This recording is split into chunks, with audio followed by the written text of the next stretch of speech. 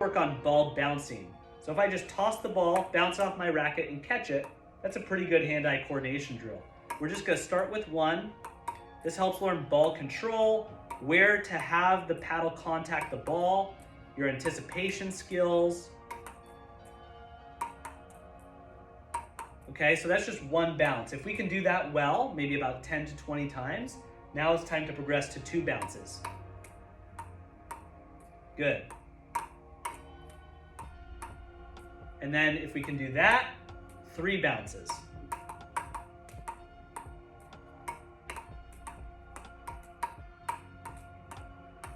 And then 4 bounces. And we can do that all the way up till we get to 10 bounces. And then if we're quite good at that, we can go bounce, catch, flip, bounce, catch, flip, bounce, catch, flip, bounce, catch, flip. So pronation, supination helps with racket control, switching between forehand and backhand, and following that same line of thinking, 1, 2, 1, 2, catch. Or simply I could say, how many times can I go till failure? And you're gonna find your postural control is adopting to wherever that ball may go. Pretty challenging. Now we're gonna move on to, we've seen all the variations of ball bouncing. We can see what's the maximum number we can get without dropping it. We can go till failure. We can switch. We can catch, switch, bounce, catch. We have all sorts of different options for this.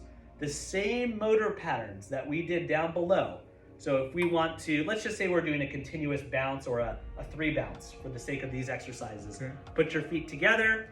1, 2, 3. 1, 2, 3. 1, 2, 3. Then we'll go semi-tandem. 1, 2, 3.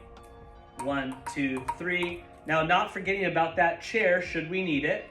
Of course, it's more challenging because you need a hand to serve yourself the ball. Right. So if you really want to stabilize yourself, if I'm having my right foot forward, the logical direction I could fall is this way, to my left. So it's always good to have your shoulder barely touching, if at all, the wall. Of course, you don't want your paddle to hit that. Most of the control will be on your right side if it's in your right hand. And that way, if you fall, you can fall into the wall, you're okay, right?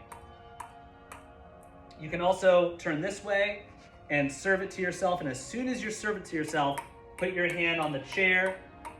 And if the ball goes, the ball goes. You have another one in your pocket, or you pick it up and do it again, right? So that's a great way to challenge yourself while still staying safe. We can also increase the demand to go to tandem, remembering that there's an additional hand-eye coordination drill or demand on top of this. Your hands are moving, your eyes are moving, there's a lot more dynamic control. We would consider this to be more challenging. So because you're reaching outside your base of support, you are at a higher risk for falling, therefore the increased concern for safety. And let's say we go single leg. So Trent, for this one, I'd recommend you serve it to yourself. And as soon as you've served it to yourself, put your hand on the chair for this one. We go single leg. Really challenging. So we're gonna see either the balance task. Certainly nobody wants to fall. So we're gonna prioritize the balance task over this. But this is going to help divide our attention a little bit, work on hand-eye coordination and balance.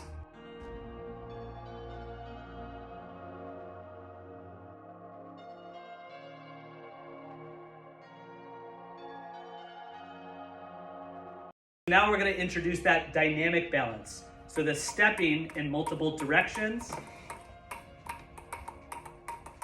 Okay, left, right, forward, back, diagonals. And we're going to be experimenting with the clock, if you will. Going clockwise, counterclockwise, experimenting with the speed and the depth or the distance of those steps. This one's very challenging because you're essentially traveling. And there's 2 things traveling: the ball, the paddle, and your body. And you have to organize all of them. This is going to really help with coordination. It's going to help with footwork. It's going to help with visual attention.